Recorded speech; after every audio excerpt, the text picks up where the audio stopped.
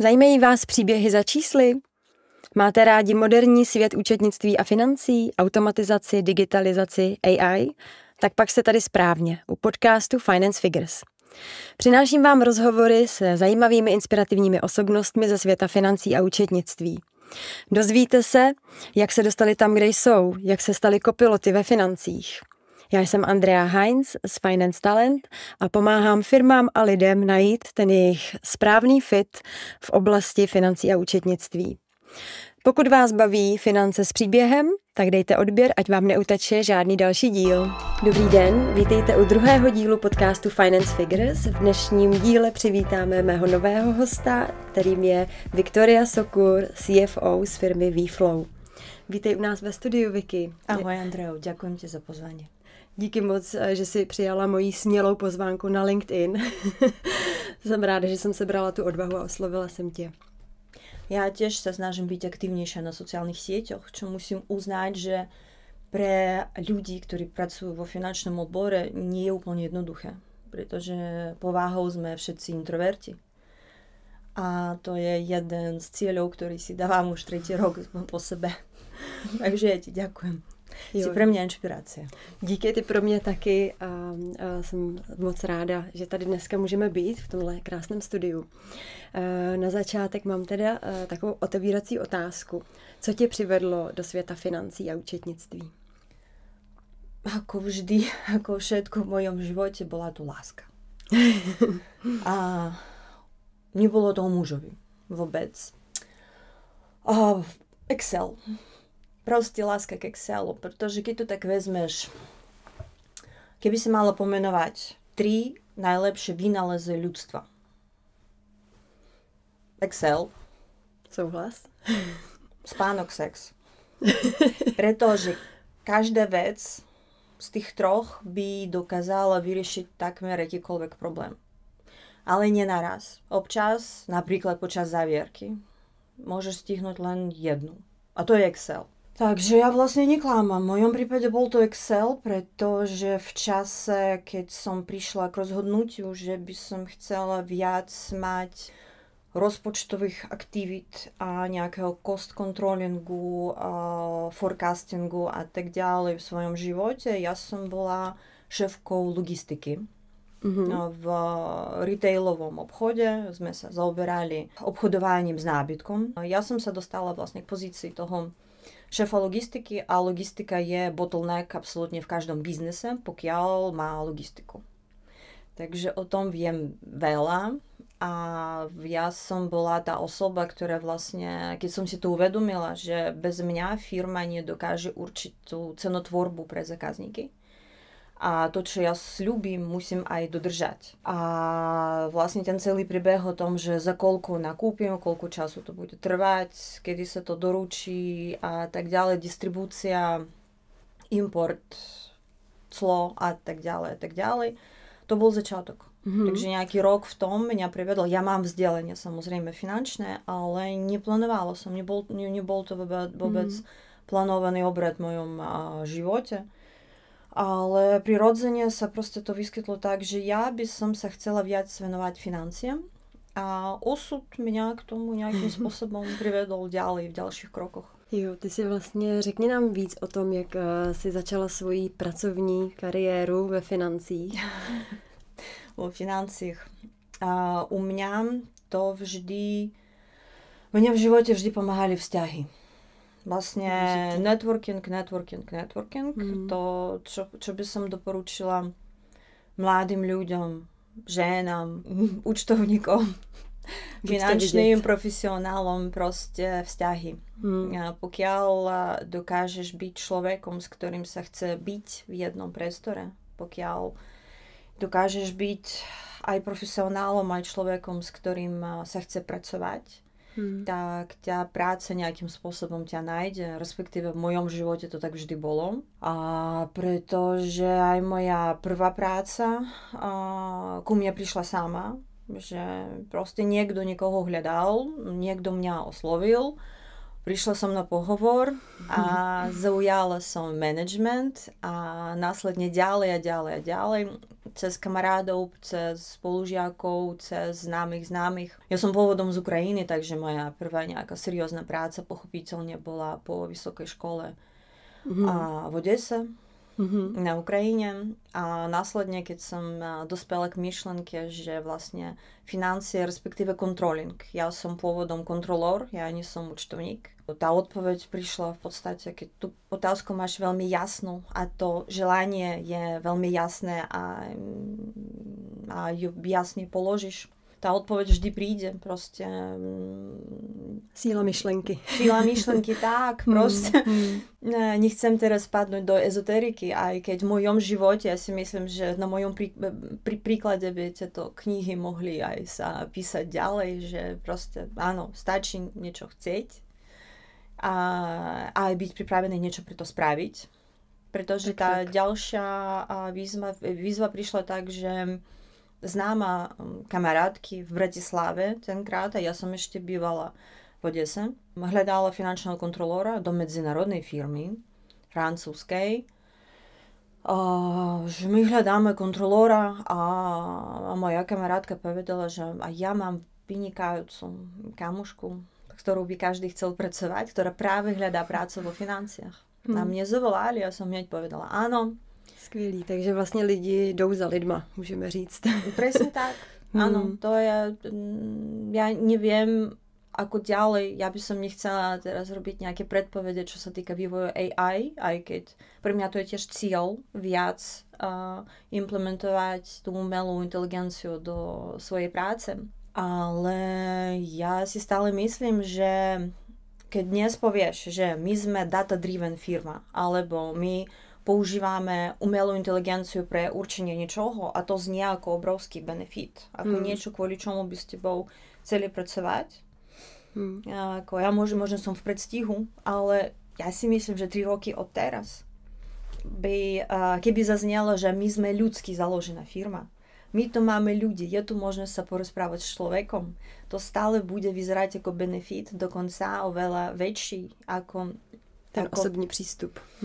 Ako ten chatbot. No, ja si myslím, že ten OpenAI dokáže ti poskytnúť osobný prístup. To je o inom. Otázka je kontext. Ale keď sa vrátime k otázke práce, u mňa to vždy bolo o vzťahoch. Takže super. Ja si vážim vzťahy. Super vhled. Áno, a si stále, pretože Excel zniesie čokoľvek. A sociálne siete zniesú čokoľvek. To, čo tam napíšeš o sebe, ťažko sa dá uveriť, pretože aj čísla, aj niektoré fakty sú predmetom interpretácie. Ako naozaj skúsený CFO viem povedať, že akékoľvek čísla a výkazy sú vždy predmetom interpretácie. A o tom je to, že tá naša profesia je niečo, čomu sa musíš učiť a sa vzdelávať dokola a tých minimálne 10 rokov skúsenosti potrebuješ na to, aby tvrdiť, že si CFO. Proste ono nejde. Ako 10 000 kilometrov najazdíš na aute, aby povedať, že ja som skúsený šofér. Takisto aj tých 10 rokov, aby povedať, že ja som odborník. A bez toho to nejde. Musíš mať tú trpezlivosť a zotrvalosť a tak ďalej. Ale potom veľa vecí sú veľa jasnejšie. Prečo to tak je, alebo prečo to tak není a tak ďalej. A bylo to těžké pak přijít do Čech? Vlastně ta změna země po třetí? Ja si myslím úprimne, že ja som všeobecne veľmi vďačná za to, ako ten môj osud sa vyvinul.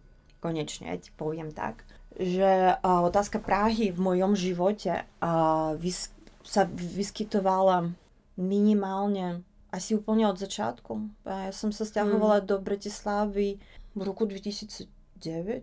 Ja som si neuvedomila, že už toľko to bolo rokov. Koľko mám ja rokov, keď moje dieťa má toľk? A od začiatku mne hovorili, že prečo nie Praha, prečo Bratislava. A minimálne raz do roka vznikala otázka, že ale Praha je väčšia a je tam veľa väčšie pracovných možností.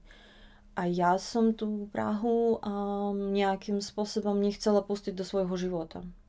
A furt ťukala a ťukala.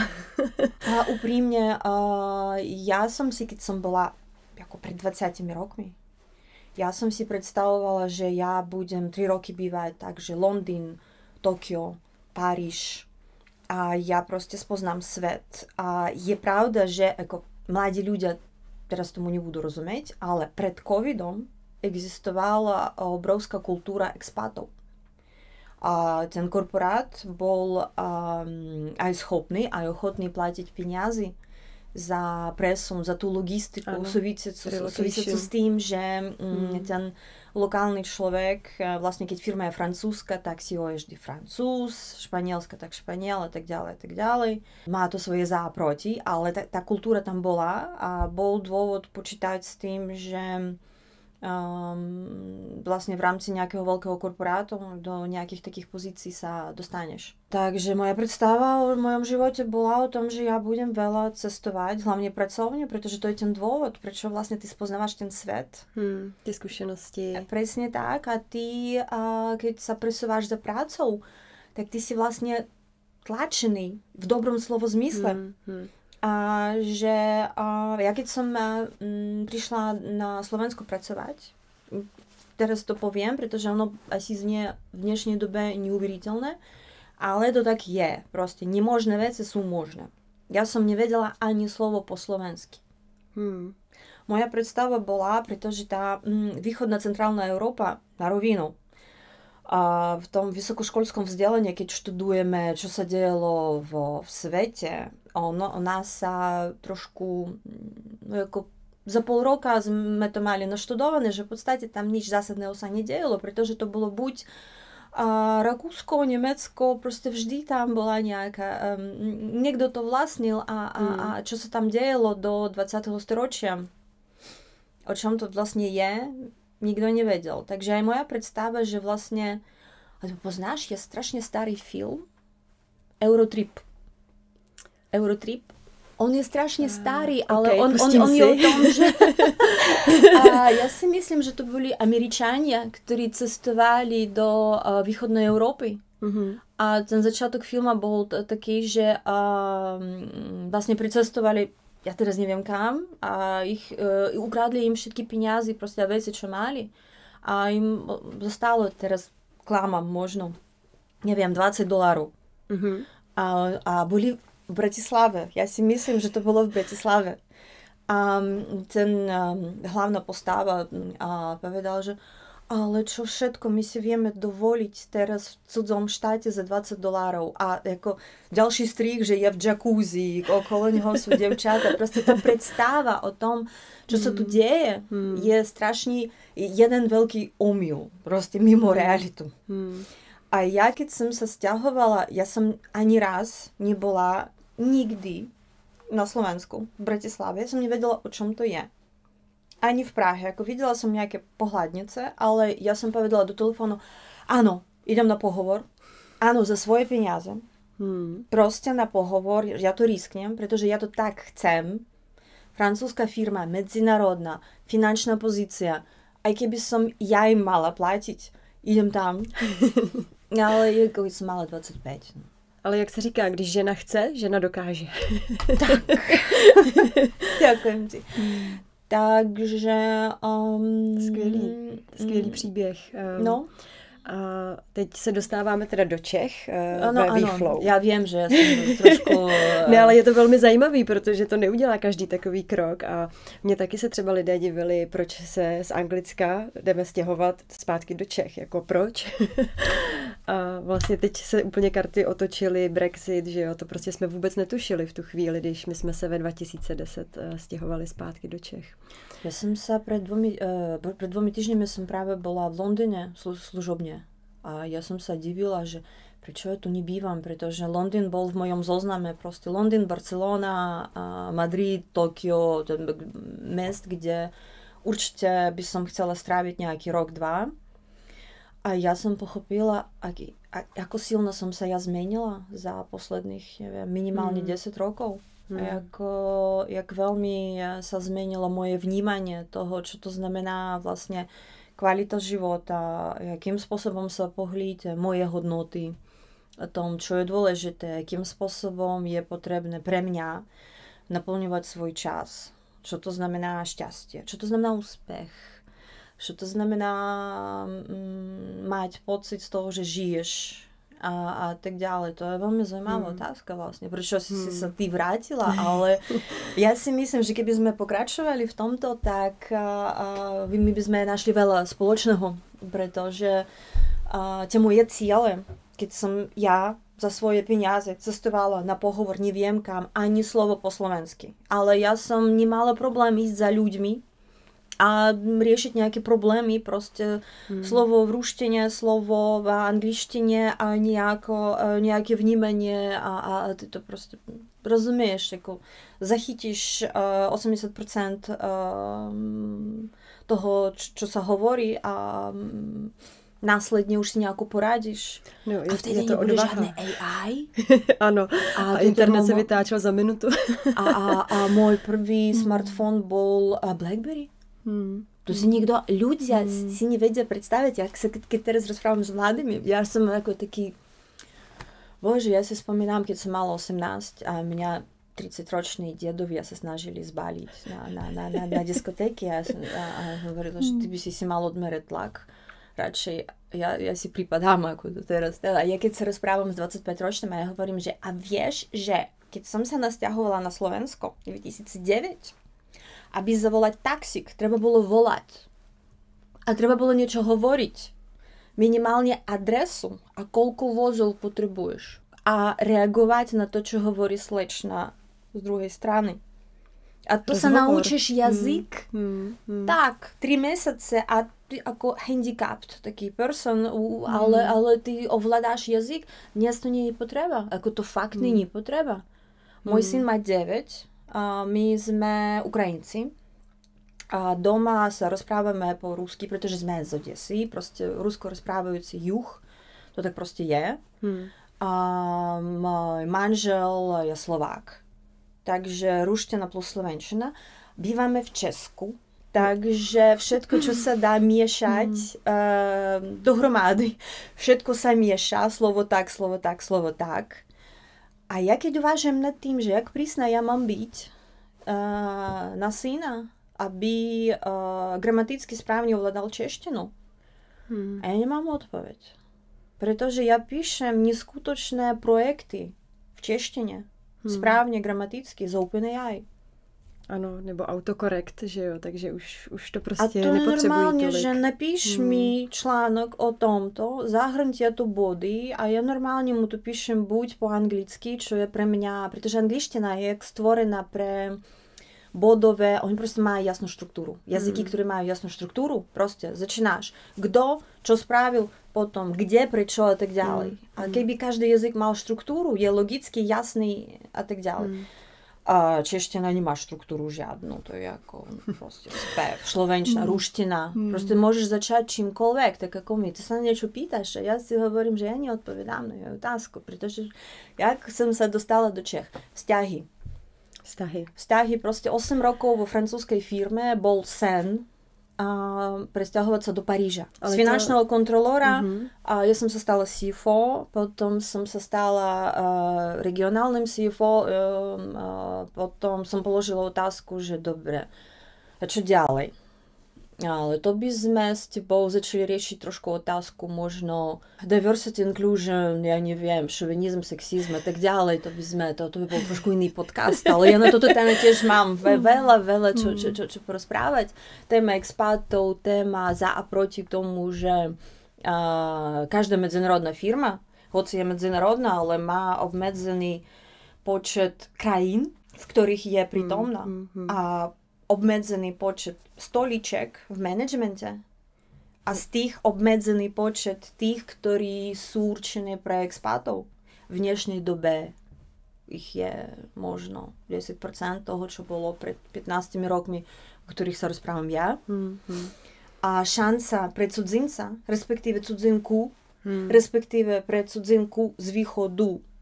To sú 3 body. Žena z východu. A normálne ja som aj dostala, keby som to veľmi zjednodušila, že ten slave profile že ty si z východu a tvoj smer bude vždy na východe. Snívať o Argentíne alebo Španielsku, to by sa malo trošku inak robiť politiku, čož je ďalšia veľmi zaujímavá téma pre podcast, jakým spôsobom robiť politiku v korporáte, aby byť vplyvová. Byť vidieť. Presne tak, pretože toto je niečo, čomu neučia na univerzitách. Oni učia to, čo nie je potreba, podľa mňa. Ako technical skills, ktoré sa naučíš, keď s tým budeš pracovať. A život tě pak naučí ty čo je skutočná, o čom to je management, o čom to je leadership, jakým chceš byť, jak si máš stanovať ciele, o čom to je stanovenie cieľov pre seba, jak ja poznám, že ten cieľ je môj. To sú otázky, ktoré si kladieš po nejaké také, keď máš 30-35 a potom si povieš, že... Stop a think about it, jasně. A máš, Vicky, ty nějaký svůj lifehack, jak se stát dobrým lídrem snadno a rychle? Snadno a rýchlo. Na rovinu, a ja neviem, čo to znamená dobrý líder, pretože ja ti viem rozložiť, čo to znamená pre mňa. Takisto ako keď hodnoty a atmosféra v tom prostredí, v ktorom sa nachádzam, mňa motivuje k tomu, aby som tam zostala. Keď sa tam cítim kľudne a chcem pokračovať, tam byť. A mám energiu. Vlastne to, čo každý má, absolútne každý človek vie, čo je pre neho správne alebo nie. Keď cítiš energiu v tom priestore, kde sa nachádzaš a chceš tvoriť, to znamená, že si správne. Tak. Keď dorazíš do práce a máš pocit, že chceš vraždiť, asi niečo nefunguje. Nasadit ty boxovací rukavice. Tak, alebo doniesť svoj kalášnikov. Každý má nejaký svoj. Ja ho náhodou cvičím kickbox. A ja rozmýšľam nad tým, prečo som bola... Pretože ja nehovorím, že to tak není v iných tímoch. Ale v mojom prípade finančný tím, každý tím je zložitý na manažovanie. Absolútne každý. Obchod a marketing je špecifické na to, že tí ľudia majú byť hladní. Oni majú veľa zarábať, veľa prinašať biznesu a nejaký rotation v rámci tých tímov do 3 rokov, ako keď máš roka pola výmenu, sa považuje za normálny. To neznamená, že ten team lead je nejaký zlý. To znamená, že tam buď je performance, alebo není. Ten performance je o tom, jaký je ten človek, to je ďalšia vec. Ale tam sú tie veci sú jednoduchšie vypočítateľné ako vo financiách. Vo financiách je vždy chyták toho, že tá osoba, ktorá pracuje v týmu, musí byť profesionálna alebo technicky zručná. Proste tie kompetencie nejaké musia byť, závisí aká pozícia, je jasné. Ale druhá vec je, že my sme veľmi závislí, je to jedno, muži, ženy, na softvéru a na procesoch. Pretože nie je klient ako klient. Niekoho môžeš upomienkovať, niekomu voláš, niekoho môžeš odpojiť a niekde čakáš a tak ďalej, a tak ďalej. A toto všetko áno, ale, a potom pokiaľ áno, tak ale, a pokiaľ áno, tak ale. Ten strom u nás je neskutočne komplikovaný. A tie následky toho, že biznes doniesol nejaký biznes, a vo financiách potom to zlyhalo, pretože faktúra nie je uhradená a v číslach to není a potom koho sú to výsledky. A náhodou to je veľmi zaujímavá zmena prostredia medzi korporátom a startupami, keď musíš vysvetľovať, pretože oni svoje výsledky hodnotia podľa CRM, že my sme zarobili miliardu. A potom ty, keď ukazuješ výsledky, a ja testujem svoju stress resistance.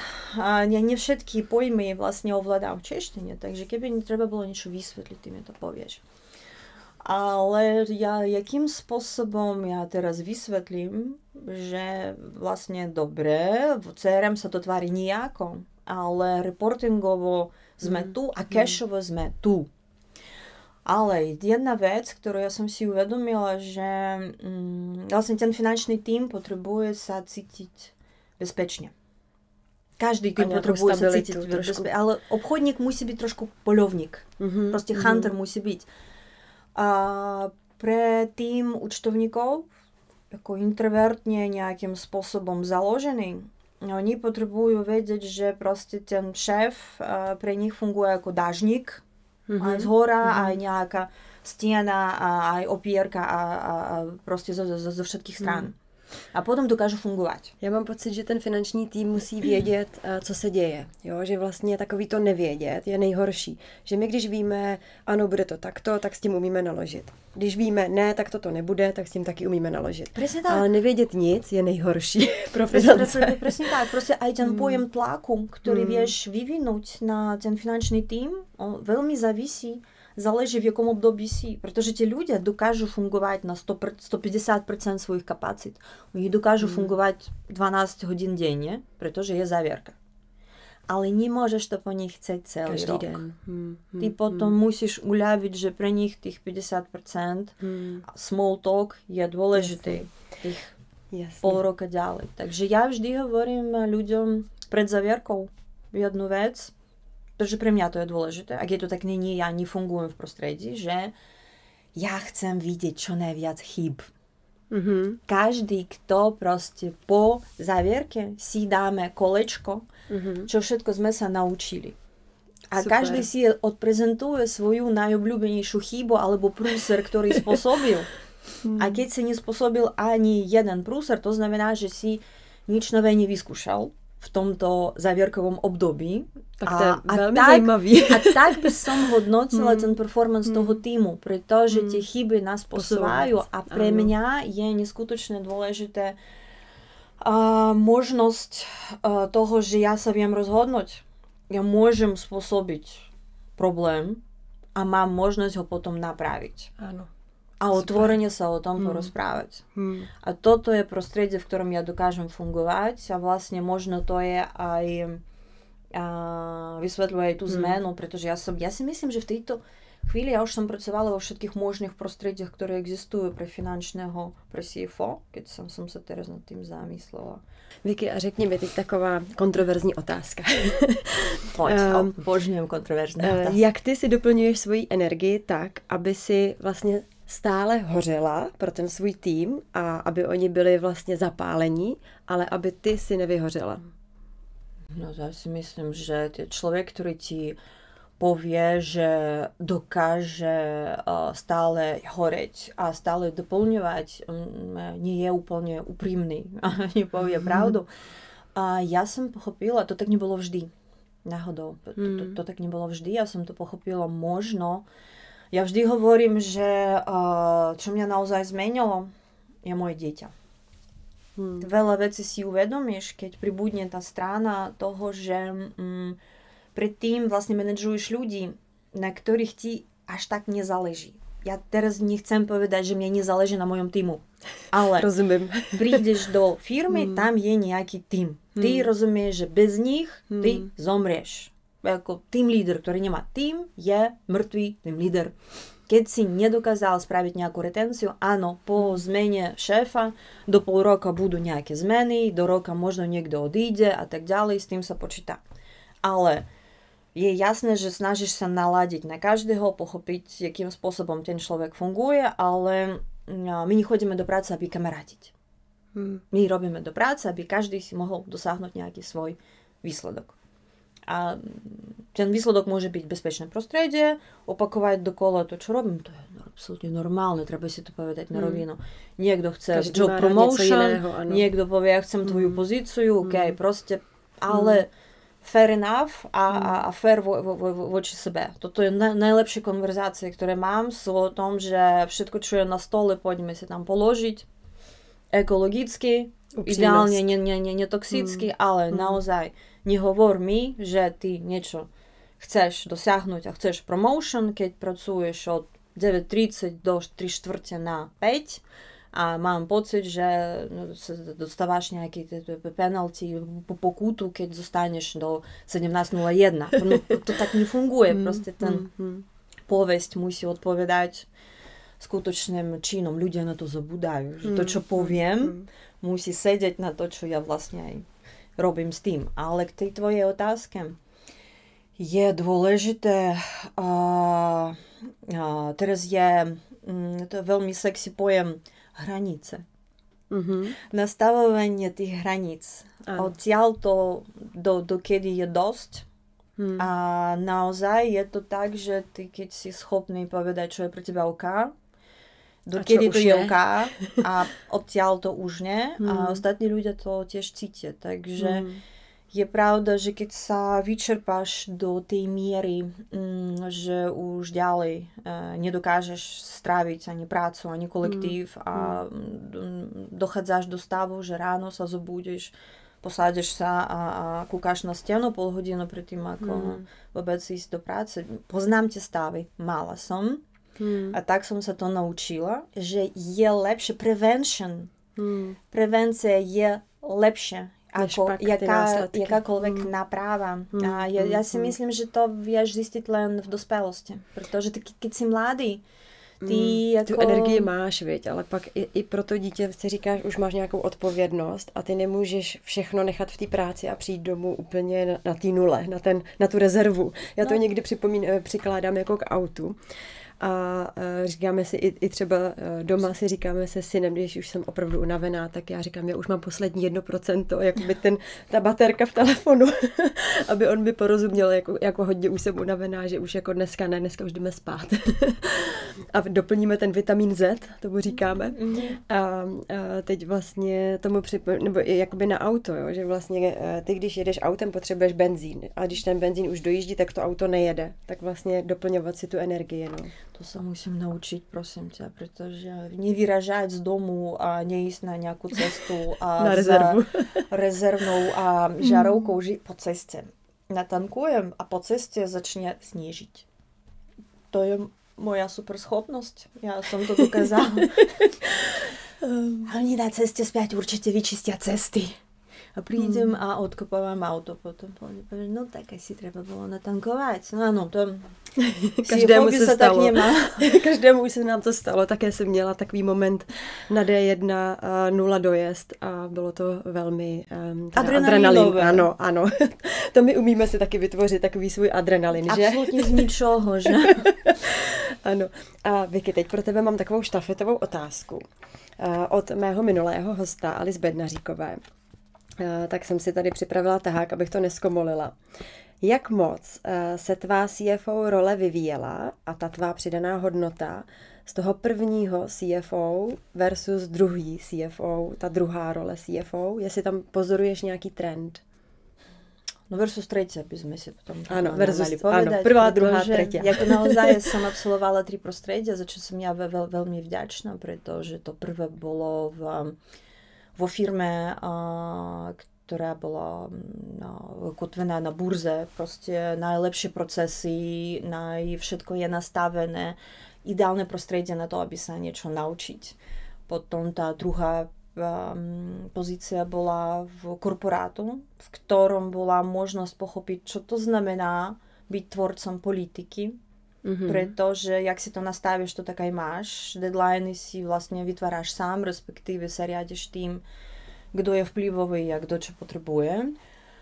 A teraz sa nachádzam v chaotickom prostredí startupov posledné 3 roky, ktoré tiež chcelo to ku mne prísť. Asi nejak to znelo furt ako tá Praha. Asi od roku 2015 mňa oslovovali s tým, že ale je tu nejaký startup, ktorý už má nejaké seriózne peniaze a ich už je potrebné nejak profesionálne manažovať. Ja som hovorila, ale nie, to sú nejakí neseniorní ľudia, čo tam ja budem robiť. A až následne ja si myslím, že tá najdôležitejšia vec, ktorú som si uvedomila, je v tom, že keď sa cítiš ako profesionál, ako odborník a vieš, že môžeš priniesť nejakú hodnotu do startupového prostredia, tak už sa nebojíš chaosu. Ty rozumieš, že chaos je vlastne ten začiatok. Tak vznikol náš vesmír z ničoho. Proste z nejakého Big Bangu. A ty vieš tie veci poskladať, aby vznikol poriadok. Ešte to vieš interpretovať prezentovať, tak aby to dávalo zmysel. Vysvetľovať ľuďom, ktorí tomu vôbec nerozumejú. Dokonca forecastovať. Cash flow v startupe, kde ty vidíš 3 mesiace a smrť. 3 mesiace a smrť. A nebáť sa rozprávať o tom, že za 3 mesiace je tu nejaká klinická alebo už konečná smrť a tak ďalej a musí dojsť k tomu a k tomu. A tie ľudia, keď ti to sedí, ľudia ťa začínajú počúvať. A ty naozaj cítiš ten empowerment toho, že dobre, ja som bola v korporátnom bezpečnom prostredí, kde v podstate plus minus 1 000 000, nič sa nestane, prepálime, OK. Ale tu ty musíš manažovať každú korunu. A obracet. A ty to dokonca aj nejakým spôsobom zvládáš? Aj profesionálně, aj psychicky. A myslíš, že právě ten lack of funds a jakoby ten shortage, že driveuje tu inovaci, že prostě musíš přemýšlet jinak, aby to bylo efektivnější za, jakoby řeknu, více muziky za málo peněz? Ja si nemyslím, že nikoho motivuje, že nemá peniazy na rovinu. Ale áno, určitý zmysel pre kreativitu. Napríklad mňa donútilo tento rok sa naučiť písať Python kód. Ja som veľa čítala o tom, že nepotrebuješ kurzy Pythonu, pretože ako naozaj mám veľa dát a firmy, ktorí ti z toho niečo stvoria, veľa stoja. A OpenAI ti napíše kód nie na prvýkrát, treba na 7, možno na 12. A ty dostávaš to, čo potrebuješ. To je proste neuveriteľné vzhľadom na to, že pre mňa kód je niečo, ako ja som Excel lover. Takže, no áno, keď niečo potrebuješ spraviť a nemáš na to, tak musíš hľadať spôsob. Alebo musíš zmeniť politiku, alebo zmeniť priority a tak ďalej. Ale to vnímanie peniazy samozrejme tiež sa mení. Pretože keď komunikuješ s investormi, tiež pracuješ na biznes pláne, rozprávaš sa s foundermi, že dobre, my dostaneme 1 000 000 eur, 10 miliónov eur. A jaké sú naše key business parametre? Čo to spraví? Spravíme hokejku, keby sme dnes dostali 50 miliónov eur. Čo s tým spravíme? A ty zistíš, že proste za normálnych okolností, keď ti povedia, chceš 10 miliónov, povieš áno. Pretože ty vieš, čo s tým spravíš. Ale ja veľakrát, keď sa rozprávam s foundermi a proste prichádzame tým frameworkom, what's your product, who is your customer a tak ďalej. A tie základné metriky biznesu. A keď dostaneš peniaze, čo s tým spravíš? Poďme to zakomponovať a uvidíme tú hokejku, alebo neuvidíme. A ty zistíš, že tie peniaze neprichádzajú. A to sa dá aplikovať aj na svoj súkromný život. Tak keď nemáš cieľ, veľmi jasný, tak tie peniaze neprídu. Proste to nie je tak, že ja sedím a snívam o tom, aby mi spadli niekde. Musíš tomu ísť naproti. Proste ako fakt. Ja mám taký cieľ a ja potrebujem a bude hokejka. Hej. Alebo nebude, stačí mi toľko v tom prípade. A to je taky v pořádku, že jo? Každý presne to máme tak. jinak. To je ten pocit šťastia, spokojnosti, tým, že viem spať. Nemůžeme být všichni CFO. Potřebujeme tam, že jo, i ty doers a tak. A Vicky, jako poděkování, že jsi dneska přišla do podcastu Finance Figures, se i ty můžeš zeptat nějakou otázku mého dalšího hosta. A prozradím, že příště to bude muž. No, poprvé, jako tretí host a bude to muž a musím sa ho spýtať niečo kontroverzné. A môžeme položiť tú otázku, ktorú si položila ty, veľmi krásnu, že jakým spôsobom v dnešnej dobe, alebo inak. Vieš, otázka, ktorú riešim ja teraz veľmi často je, ja viem, ako mňa zmenil COVID, ako zmenil mňa v tom zmysle, že ten pohľad na remote, ten pohľad na schopnosť pracovať vzdialene, na tú slobodu za a proti a tak ďalej. Ja by som chcela vedieť, a je z korporátu alebo je startupový? Tak střední. Střední.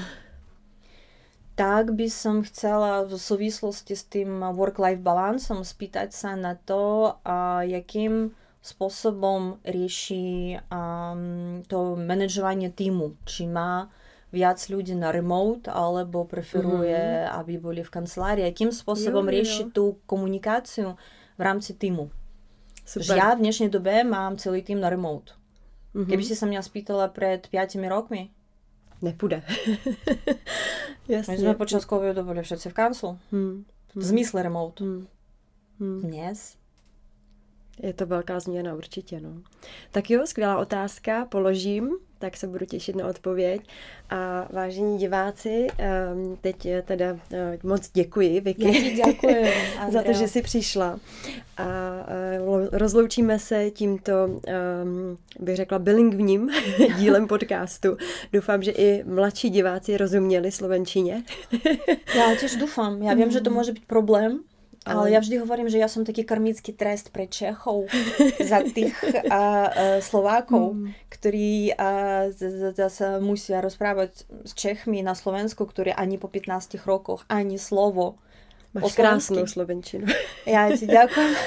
Musela som ako sifo, ale fakt, áno. České komédie sú stále proste hlavná vychytávka na Vianoce a Nový rok, takže my Slováci češtine rozumieme. Ale nemluvíte. Áno, ale ja som zistila po 6 rokoch v Česku, že sa stále dohovorím. A keby nie, tak úplne aj. Tak.